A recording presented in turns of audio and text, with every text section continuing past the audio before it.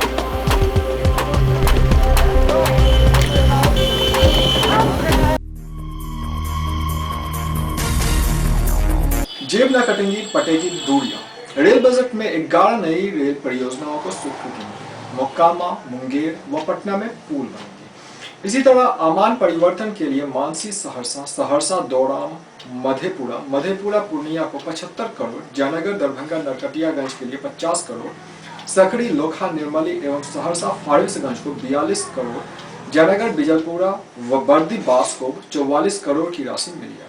इसके अलावा दरभंगा, समस्तीपुर, गया, किऊल, मुजफ्फरपुर, बछवाड़ा लाइन का दोहरीकरण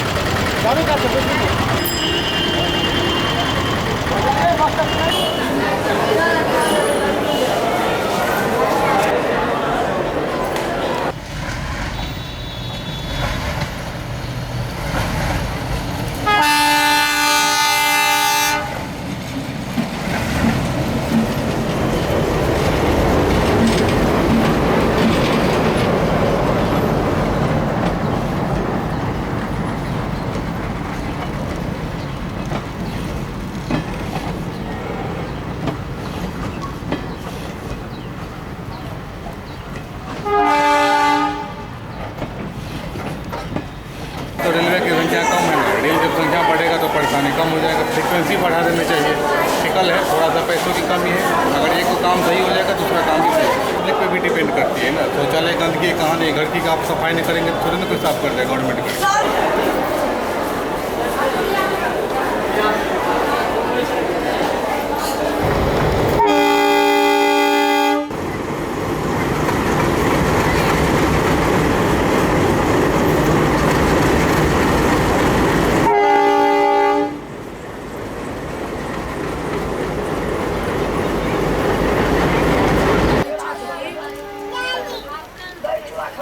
ऐसे असत्य को लोग आगे दिखा करते हैं और कल तक जो है कि तो सबसे बड़ी समस्या यह है कि ट्रेन असमय चलती है, ट्रेन लेट चलती है और ट्रेन लेट चलने के कारण स्टूडेंट्स को यूनिवर्सिटी जाने में प्रॉब्लम होता है, स्कूल जाने में प्रॉब्लम होता है। आज हम अभी तक दरभंगा ही पहुँचे। अब इतना छोटा सफ़र, इतना टाइम लगता है, तो सबसे पहले फास्ट में हम चाहते हैं कि इसको थोड़ा टाइम टेबल चलाया जाए। समय से ट्रेन चले, ट्रेन बढ़े नहीं बढ़े उससे क्या कुछ नहीं फर्क पड़ता है। समय से सिर्फ पहुंच जाए आदमी अपना गंतव्य स्थान पर। 4 घंटा लगा है यहाँ समस्तीपुर से आने में, इसको ठीक किया जाए। यहाँ पर किसी आम आदमी को नहीं देखा जाता, खास करके आम आदमी को। जब जो भी रेल आती है वो अपने पूर्ववर्ती सरकार जो किया गया उसी को कुछ आया करके कोई नहीं। जैसे अभी मान लीजिए आप प्लेटफॉर्म पर भीड़ टिकट कराने में, उसके लिए काउंटर बढ़ाया, बहालियाँ की। जैसे इससे पहले मोदी जी ने कहे थे कि यहाँ पर अब 15-16 बहाली नहीं होगा, 2014-15 में बहाली नहीं होगा। सबसे मेन प्रॉब्लम वही है, जब तक बहाली नहीं करेगा लड़के को कैसे होगा। और ये बजट तो कुछ नहीं है, कोई खास नहीं है। हाँ रही बात इसकी ट्रेन लेट कर, उसका अभी प्लेटफॉर्म बना है इसलिए लेट हो, इसको कोई खास वजह नहीं उनका। सुविधा की यात्री सुविधा के लिए आप न तो शौचालय साफ रहता है।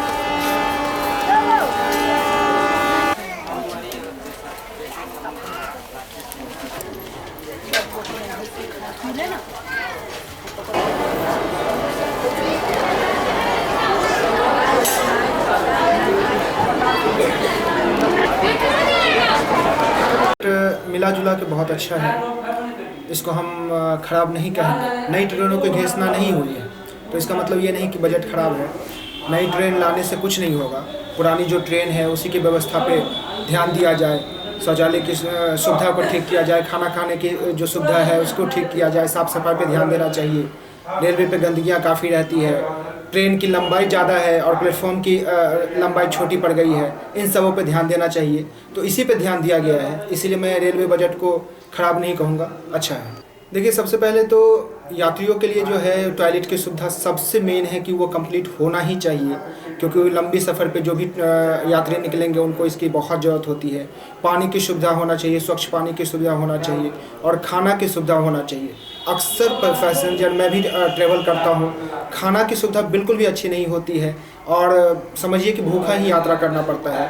तो इन सब जो मूलभूत सुविधा है, जो मेन सुविधा है, जो आपको रोज़ाना यूज करना पड़ता है, उन सब चीज़ों पे विशेष ध्यान देना जरूरी है। यही हम बता रहे हैं कि प्लेटफॉर्म की लंबाई छोटी है, इस कारण जितनी मूलभूत सुविधाएं होनी चाहिए वो है नहीं। कुर्सियों की संख्या बहुत कम है, यात्री को घंटों, एक तो ट्रेन देरी से चलती है जिस कारण घंटे यात्रियों को इंतज़ार करना पड़ता है और वो भी इंतज़ार उनको ज़मीन पे लेट के करना पड़ता है, ज़मीन पे बैठ के करना पड़ता है। यही मूलभूत सुविधा है जिस पे ध्यान देना चाहिए था गवर्नमेंट को, और अगर उस पर ध्यान दिया जाएगा तो ये ज़्यादा अच्छा होगा। यात्रियों को तो परेशानी काफ़ी झेलनी पड़ती है। एक चीज़ अच्छा लगा कि समस्तीपुर और दरभंगा रेलखंड को दोहरीकरण करने की बात की गई है, तो कम से कम ये होगा कि ट्रेन रुकेगा नहीं और हमारी दूरी कम होगी और हम जल्द से जल्द सफ़र तय कर पाएंगे। प्लेटफॉर्म को तो निश्चित ही बढ़ाया जाना चाहिए, क्योंकि कई बार ऐसा होता है कि अगर हम मधुबनी की तरफ से आते हैं तब भी और समस्तीपुर की तरफ से आते हैं तब भी, अगर प्लेटफॉर्म पे गाड़ी रहती है तो पीछे कम से कम घंटों गाड़ी खड़ी रह जाती है। अब लोग स्टेशन पर उतरने से पहले उन्हें घंटों जाम का झेलना पड़ता है, उन्हें दिक्कतों का सामना करना पड़ता है। तो अगर प्लेटफॉर्म बढ़ेगा तभी तो ट्रेन को सही जगह शिफ्ट किया जाएगा, ये घंटों दूर रोक कर रखा तो नहीं जाएगा। ये खुशी की बात है कि महिलाओं के लिए विशेष सुरक्षा दिया गया है और हर बोगी में महिलाओं के लिए विशेष व्यवस्था दी गई है और CCTV कैमरा भी लगाया गया है। मैं इस बात से सहमत हूँ और गवर्नमेंट से, सेंट्रल गवर्नमेंट से जो कुछ भी किया है ट्रेन के महिलाओं के लिए वो बहुत ही अच्छा व्यवस्था है। हम महिलाएं तो नहीं चाहेंगे, यही चाहेंगे कि जो घोषणाएं हुई है वह लागू भी हो ताकि हम सुरक्षित सफ़र कर पाएँ। इसी की बात है कि हम महिलाओं के लिए विशेष सुरक्षा व्यवस्था की गई है और CCTV कैमरा भी लगाया गया है, हर महिलाएं बोगी भी लागू की गई है। यहाँ न पुलिस की व्यवस्था होती है और न ही महिलाओं के लिए विशेष सुरक्षा दी गई थी। अगर ये बात लागू हो तो हम लोग के लिए सफ़र करना मुश्किल नहीं होगा, हम महिलाएं अपने आप को सुरक्षित महसूस करेंगे। इसी के लिए हम लोग के साथ बहुत सारी प्रॉब्लम होती है कि बैठने की व्यवस्था भी, बहुत ज़्यादा भीड़ होता है ट्रेन में और बैठने की भी व्यवस्था नहीं रहती है, इस कारण छेड़छाड़ की मामला सामने आते हैं। इसलिए मैं चाहती हूँ कि गवर्नमेंट इस पे ध्यान दे और जो बात बोले हैं वो लागू करे। व्यवस्था तो बहुत ही ख़राब होती है और गर्मी के मौसम में हमारे यहाँ पानी भी उपलब्ध नहीं कराया जाता है, ना ही प्लेटफॉर्म पे और ना ही ट्रेन में। इसलिए मैं कहना चाहती हूँ कि ये सब व्यवस्था कराया जाए। रेल बजट अभी पास हुआ है, ये मिला जुला कर ठीक है, नई रेल नहीं दी गई है, लेकिन जो रेल है अगर उसी का ही सही से हिफाजत कर लिया जाए, साफ़ सुथरा रखा जाए और उसका जो शौचालय है, शौचालय को दुरुस्त कर दिया जाए, खाने के क्वालिटी में इम्प्रूवमेंट कर दिया जाए, तो यही काफ़ी है। सुविधा तो दिया गया है कि 2 महीने के बदले में आप 4 महीना पहले तक आप टिकट कटा सकते हैं, 4 महीना तक आप टिकट ले सकते हैं। प्लस एक और सुविधा दिया गया है कि खाने का क्वालिटी आप ईमेल से या फिर SMS के द्वारा आप मंगा सकते हैं, अपने टिकट की जानकारी SMS से ले सकते हैं। और सबसे बड़ी खुशी की बात हम दरभंगा वासियों के लिए एक है, हालांकि हम लोगों को कोई तोहफा नहीं मिला है, लेकिन एक तोहफा ज़रूर है कि दरभंगा समस्तीपुर दोहरीकरण लाइन हो जाएगी तो हम लोग 30 से 35 मिनट में दरभंगा से समस्तीपुर चले जाएंगे। ये हम रेल मंत्री एवं प्रधानमंत्री को हार्दिक बधाई भी देना चाहेंगे। तो मेरे ख्याल से अच्छा ही रहा है, बुरा नहीं हुआ है, ठीक है। रेल अभी बढ़ाया नहीं गया है, फिर माननीय रेल मंत्री बोले हैं कि हाँ बढ़ाया जाएगा, तो फिर यात्री को देखते हुए, भार को देखते हुए फिर बढ़ाया जाएगा, है ना। बिहार को अच्छा ही तोहफा मिला है, जैसे मोकामा में एक नए पुल का निर्माण, मान लिया जाए समस्तीपुर, और ये दरभंगा दोहरीकरण, ये कोसी क्षेत्र में, और बिहार को और दीघा वाला मिला। ऐसी बात नहीं है कि बिहार को नहीं मिला है, अगर कोई कहते हैं कि नहीं मिला है, बहुत अच्छा ही मिला है।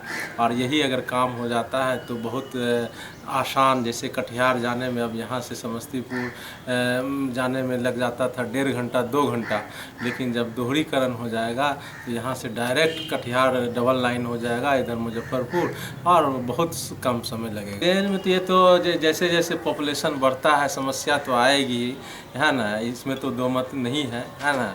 पॉपुलेशन के ख्याल से दिनों दिन समस्या आते रहेगी।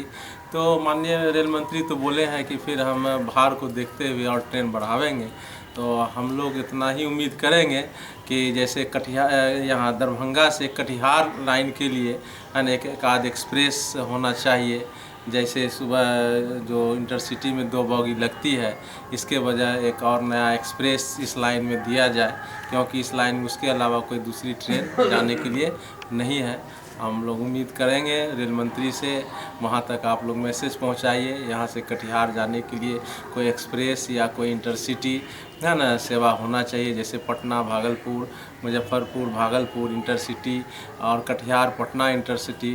तो ये मिथिलांचल है, मिथिलांचल से भी, है ना, जोड़ने के लिए एक एक्सप्रेस इंटरसिटी होना चाहिए। देखिए, नरेंद्र मोदी सरकार का ये पहला बजट था, और इस बजट से मिथिलांचल के लोगों को बहुत सारी उम्मीदें थी कि इस रेल बजट में मिथिलांचल के लोगों को जो सबसे बड़ी परेशानी हो रही है वो ये है कि यहाँ से दिल्ली या मुंबई या कलकत्ता जाने के लिए मात्र 1 या 2 जोड़ी गाड़ियाँ चलती हैं।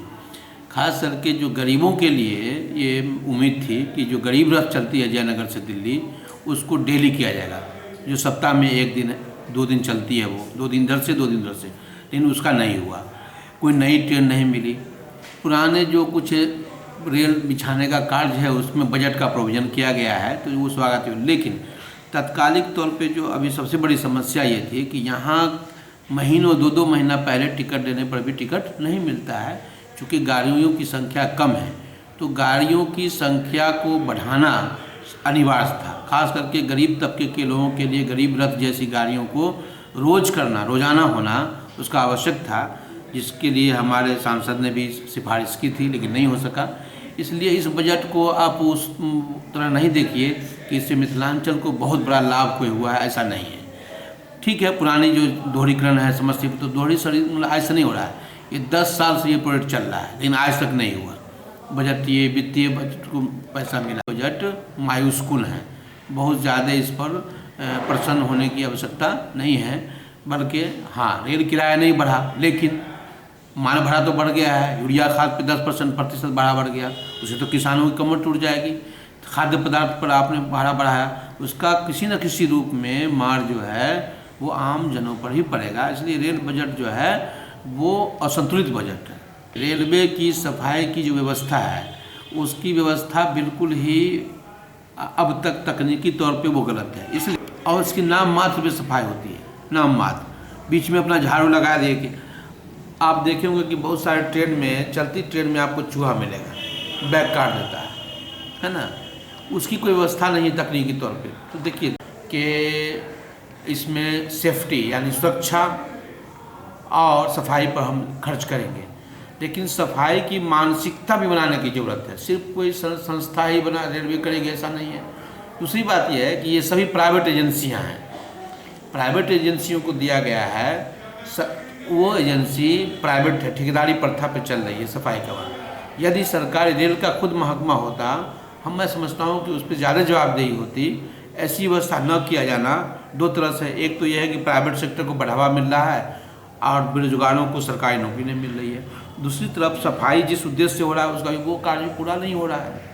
यात्रियों को तो सबसे बड़ी सुविधा आज के इसमें यह है कि टिकटों की सुविधा हो कि आदमी जब चाहे तो मिल जाए। जैसा कि मैंने पहले ही कहा कि यदि मैं एक मिसाल देता हूँ कि दरभंगा जयनगर से दिल्ली जाने वाली ट्रेन में उसको सुविधा होनी चाहिए, सबसे बड़ी चीज़ कि जितने सीट हैं उतने ही लोग जाएं, ये सबसे पहले गारंटी होनी। सुरक्षा के लिए दृष्टि से सबसे बड़ी ज़रूरत यह है कि जितनी सीट हैं उतने आदमी होनी चाहिए। एक डब्बे में 72 आदमी की सीटें हैं और उसमें 150 आदमी बैठे रहते हैं। जाहिर सी बात है कि जो सफ़र कर रहे हैं लोग उनको परेशानी हो रही है। टिकट न मिलने के कारण AC 3 में भी आप जाएंगे वो जनरल डब्बे के जैसा है। तो सबसे पहले तो रेल विभाग को ये सुनिश्चित करें कि जितने यात्री की उसमें क्षमता है उतने यात्री उसमें जाएँ। यदि ये होता है तो सबसे बड़ी सहूलत होगी। महिला सुरक्षा पर बहुत ज़्यादा जोर देने की आवश्यकता है। वैसे इस बजट में बड़े महानगर के लिए जैसे कलकत्ता, इसके लिए मुंबई के लिए इन्होंने CCTV कैमरे का निर्माण किया है। आम ट्रेनों में भी ये करना होगा और महिला के लिए विशेष दस्ता, महिला सुरक्षा बल के लिए ट्रेनों में विशेष दस्ते की जरूरत है कि महिलाओं के लिए, बच्चियों के लिए के साथ छेड़खानी होती है रेलवे स्टेशन पर, रेल के अंदर, ये आए दिन की घटना है। उसको ये सुनिश्चित करना होगा कि महिलाओं की, चूँकि RPF की एक टोली चलती है, उसमें सबसे बड़ी व्यवस्था है जो पहले भी कि कम से कम हर डब्बे में परमानेंट जो है हर डब्बे में कम से कम 2, एक पुरुष और एक महिला पुलिसकर्मी का रहना अनिवार्य कर दिया जाए। अगर 30 डब्बे गाड़ी लेके चलती है, अगर उसमें दोनों डब्बे में अगर 60 व्यक्ति होंगे तो एक साथ कहीं भी घटना होती है सब मिलकर उसको कर सकते हैं। अब RPF है, एक स्टेशन पर चाहे दूसरे पे उतर गया, दूसरे कहीं बैठे हुए हैं। प्रत्येक डब्बे में जब तक सुनिश्चित नहीं होगा सुरक्षा बल, उस वक्त तक ये सुरक्षा का कार्य की समस्या बनी रहेगी। वरीय पुलिस अधीक्षक कार्यालय में मार्गदर्शन institute of professional study and management के सदस्य प्रतीक कुमार सिंह, निदेशक रोहित कुमार सिंह एवं राष्ट्रपति पुरस्कार प्राप्त कलाकार श्री दास पुष्कर ने संयुक्त रूप से श्री मनु महाराज को उनकी पेंटिंग भेंट स्वरूप दिया। इस अवसर पर मनु महाराज ने कलाकार को प्रोत्साहित करने हेतु 4 मार्च 2015 को उसे सम्मानित करने की घोषणा की और इंस्टीट्यूट को भी इसी दिन प्रशस्ति पत्र प्रदान किया जाएगा।